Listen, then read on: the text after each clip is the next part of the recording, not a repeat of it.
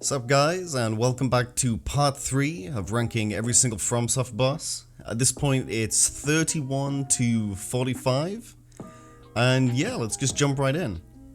So at number 31, it's Loretta Knight at the Tree.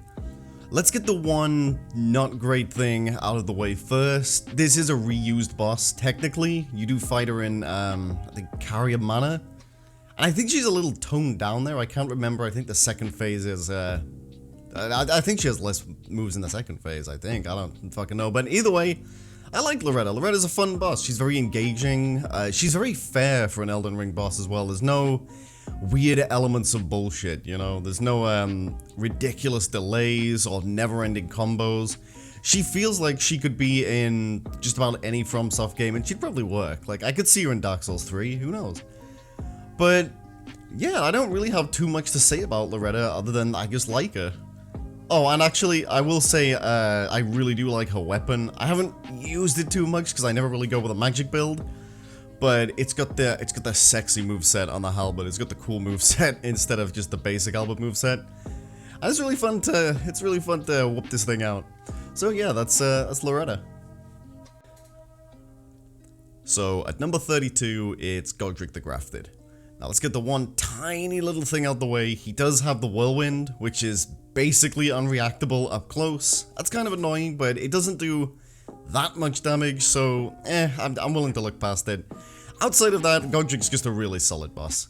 The phase transition is probably one of the best in the series, not only like making sense for the character and, you know, like fitting with the lore. He's like this weak fucking loser, this dork, this bitch that makes himself stronger by just gluing other body parts on him. Takes a fucking dragon head, sticks it on his arm. It's really cool. I like Aldrich the Grafted. I like him for that. But, yeah, he's just a really solid boss. Very refreshing. Similar to Loretta, I just like how, not plain, not basic, but just like fundamentalist bosses. There's no weird gimmicks. There's no insane bullshit. He doesn't cancel his animations into hyper armor, you know, massive sweeps. He doesn't, you know, pull a dagger out of his ass and just start swiping at you, you know, in the middle of an attack animation. He's a really fair, fun boss. Actually, if I could add one more thing to the potential negatives, though this might just be me. I find in his first phase, and I guess in his second phase, when he swings both axes one after the other, just whoom whoom, they can be a little, I don't know, unintuitive to dodge, because if you dodge the first one, you're definitely getting hit by the first one. So you're sort of encouraged to stay away when he's doing stuff like that. But then you're already encouraged to stay away when he goes into the wombo combo, so you know, take it or leave it. Either way, Godfrey the Grafted. That's that's number 32. So coming in at number 33, it's Emma Renition from Sekiro. So Emma is decent, although she is kind of out of the way really quickly. She doesn't have a lot of posture health. But, you know, she's a decent enough moveset. She's not bad. I don't dislike Emma, but nothing really stands out about him. But Ishin, on the other hand, is really fucking cool. All the fire effects he gets, like his huge sweeping wave attacks. He's a very fun boss to engage with. I like that you have to be aware of, like, all the flaming spots on the ground as well. Adds a bit more situational awareness to the fight. And yeah, that's about all I have to say about the boss. I want to get the one thing out the way which I really, really don't like, and that is the way they handled the Shura ending. Now, as far as the story goes, I couldn't give a shit. I don't really care about the story. Sorry, guys. But, the fact that the only way to fight this boss is to cut off a huge chunk of the game is fucking miserable. I really wish you could have killed this boss and then been given the option to say, like, would you like to go to New Game Plus, or can we take you back to just before you talk to Owl so you can actually continue the game? If you decide to do this on your first playthrough, or your first, like, just an initial run of the game, like New Game Plus 0, you shouldn't go into New Game Plus, because you are handicapping the fuck out of yourself, because now you're missing, like, multiple boss memories, a fucking pile of prayer beads, because you get a lot of prayer beads in the late game. It's just fucking stupid, and it's really annoying that you can't fight all of the bosses in one run. I really don't like that about it. It's just one boss, I guess. But it is a decent boss, like, I like this boss. I mean, fuck me, every single time you play Sekiro, you have to fight the fucking stupid, what are they called? The falling screen monkeys, you have to fight them. But this guy? No, no, no. No, no, no. You can't fight this guy in a playthrough with the other bosses. No, no, no. Fight the monkeys. Fuck you. Anyways, that's, yeah. That's Emma Renition. Great boss. So, at number 34, it's Morgott the Omen King.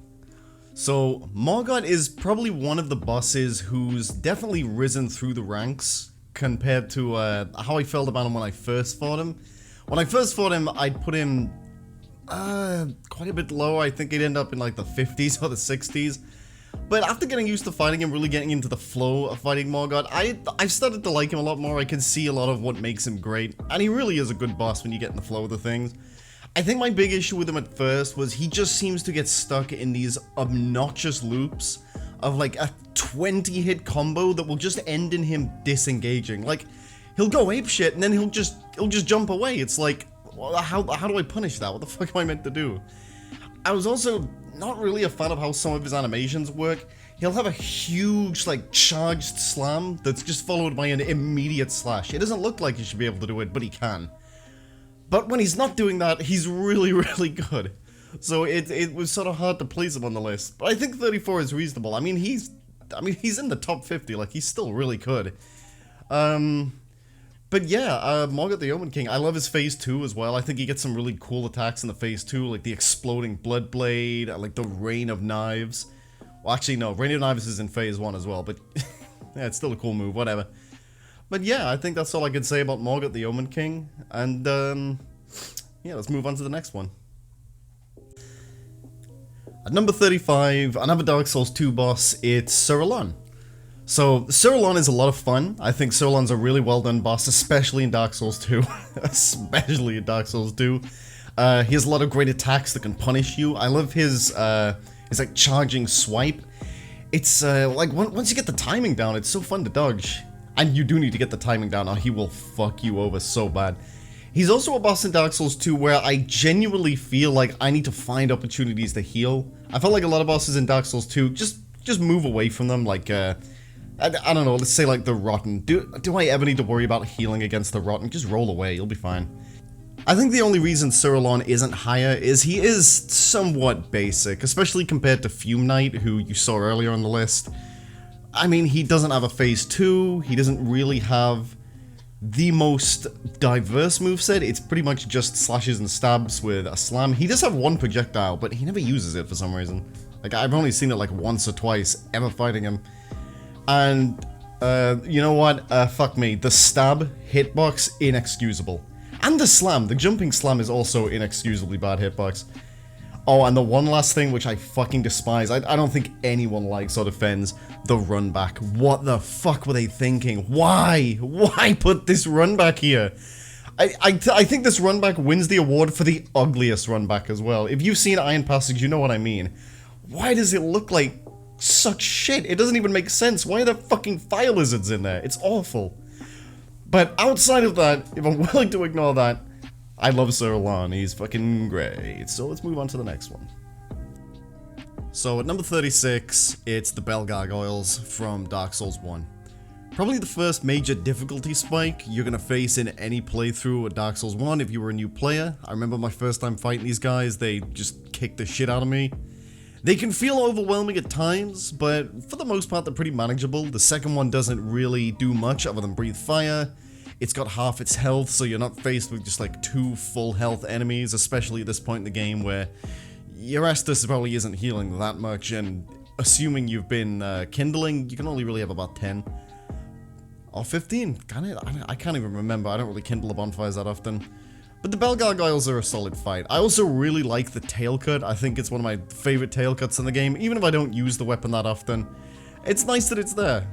And early game, you can also get really good equipment from them. The Gargoyle Halberd, the shield is, the shield's whatever. The helmet's fun though. The helmet's really good. It's got decent stats.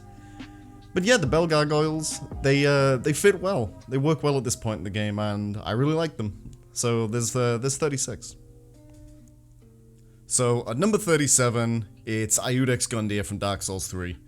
Now, the reason Udex Gundyr is so high up, considering he is, he's just the tutorial boss, is I think he is the perfect tutorial boss. I don't think any of the tutorial boss comes fucking close. Keep in mind, I'm not including things like Father Gascoigne, because he's not really the tutorial boss. You could fight Cleric Beast first. There's sort of two kinds of tutorial boss. There's the straight up tutorial boss, which is like Udex Gundyr, or the Vanguard, or what's it called? Asylum Demon. And then there's like the road bump boss, like Margit or Father Gascoigne, a boss meant to test your skills up to that point. This boss is just meant to show you like, hey, here's a boss, here's how boss fights take place. And I think he executes it really well. He's got a pretty telegraphed but fairly expansive moveset in the first phase. And then the second phase introduces you to the concept of second phases in such an obvious way. It's like, oh, he's got half health, it's a different boss, get used to it.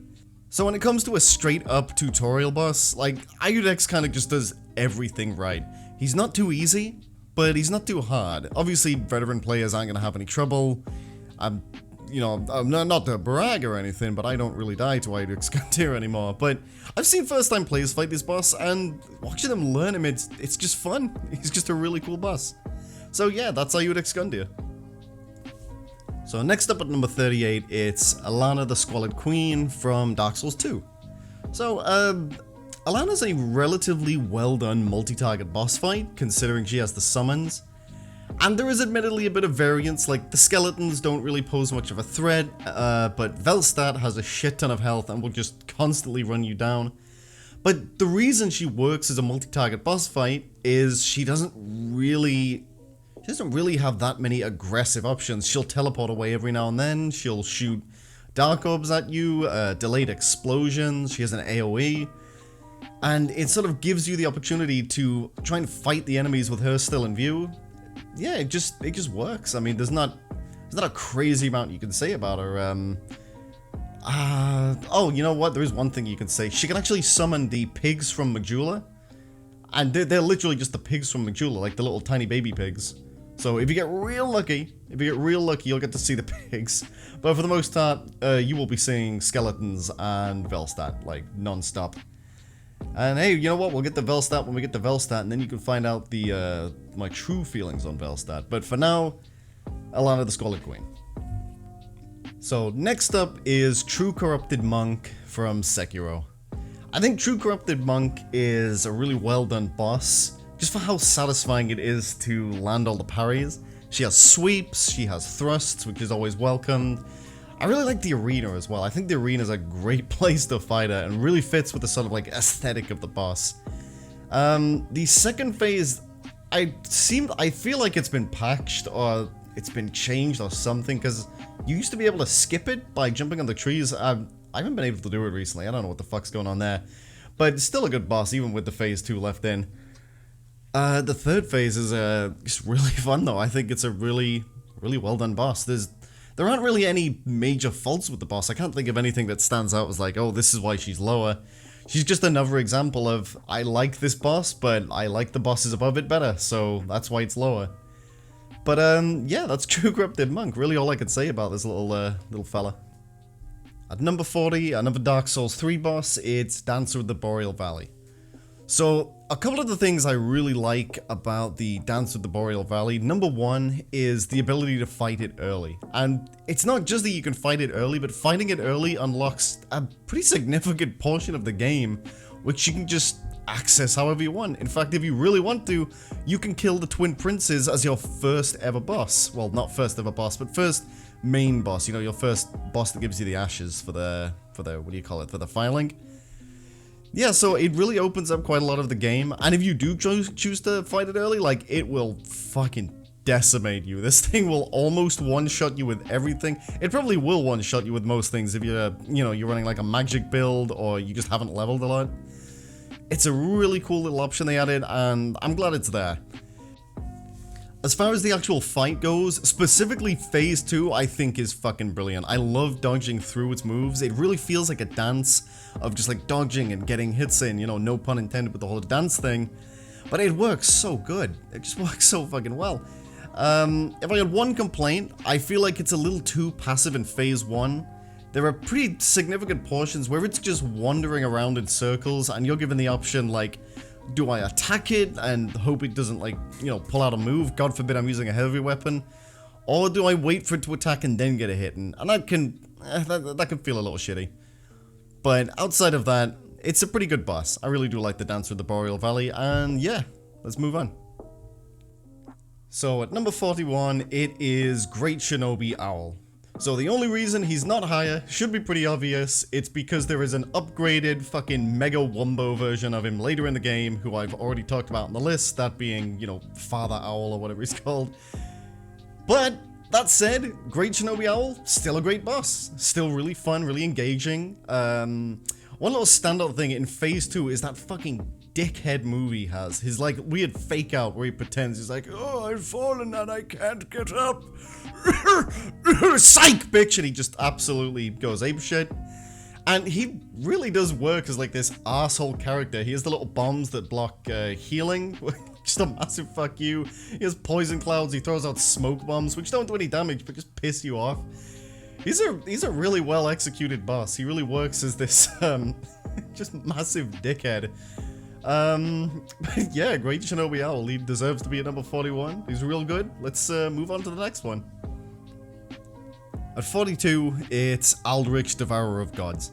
I think Aldrich, Devourer of Gods is really well executed as sort of like a mage boss. Almost everything is ranged. They'll keep teleporting away to pelt you with spells. One of my favorite attacks of his is the arrow rain from the sky, being one of the very few moves that you can't really dodge. You have to run away from it. And on top of him doing that, he'll shoot projectiles at you whilst arrows are raining from the sky, which sort of encourages you to, like, make clever use of the cover, all of the little bits of, like the broken rubble. What they call pillars. Why can't I find the word pillars in my vocabulary? I am dying today, but hey, you know what? Aldrich is a really fun boss. Not that much more I could say about him. I guess the one reason he's not really higher than this, his melee attacks are pretty limited and fairly easy to dodge. A lot of them will kind of go over your head, and he'll just kind of lay there while you smack him in his big, like, murky, lumpy ass thing, his tail, I guess. But yeah, aside from that, I really like Aldrich. Oh, actually, you know what? One more comment. You can summon, what's her name for this fight? I completely forgot her name. Horace the Hushed's buddy.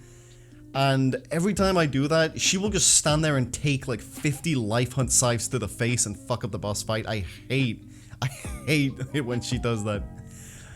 That said, Aldrich, he's good.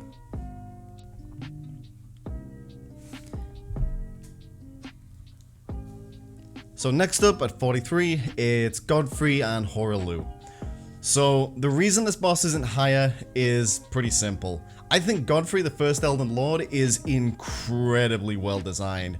I think he's fun. I love dodging through his attacks. He has some great combos, but never overbearingly so. Like, they do end. His little stomp on the ground is cool. I like that you can dodge it if you want, or you can jump over it. It's really cool. Great boss.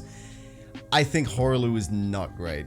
Horrorlu just seems to have these ridiculous, like, never-ending combos sometimes. He has a lot of fucking explosion spam. He has like 6 grabs, which is really kind of irritating in a fight. He can work when he doesn't get stuck in a loop of just non-stop bullshit. His delays are really, like, he has some of the most unbelievably irritating delays in the game. I've seen a lot of people comment on his jump, and yeah, I kind of agree, it's stupid the way he'll pause in the air just to fuck you up. It's really annoying. But I don't think it brings the fight down so much that I'd put this guy like near the, anywhere near the bottom of the list. Hell, if the fight was just Horrorlu, he'd still be pretty middling. I just think he has too many issues and it brings the fight down quite a bit. That said, the fight is brought up immensely by Godfrey. I really like Godfrey. But yeah, that's it for Godfrey and Horrorlu. Number 44, and it's the Abyss Watchers from Dark Souls 3. I do like the Abyss Watchers. My only real gripe with them is they're not that difficult and kind of anticlimactic, considering they're one of the Lords of Cinder, the 4 Lords of Cinder you need to get. Now, there are worse Lords of Cinder on the list. However, I don't know, everyone else seems to be like at the end, like this climactic finish to an area. What are these guys the end to? Fucking Farron Keep, one of the shittiest areas in the game. And their area continues. You go through and now you're in the crypt. So it's like, I don't know, they feel like they're in a weird position. They should be like the end of an area. Like, if they were placed in a similar area to like Deacons of the Deep, that would make sense. Deacons of the Deep is the conclusion to the cathedral, which is a dead end. But these guys aren't. They're right next to the Catacombs of Calphas. You keep going, and then you get to Walnir, and then you get to, you know, Irithyll. They're in a weird place. That said, the things I like about this boss, the first phase is pretty cool. It's interesting, and it does work since you get a little bit of hired help.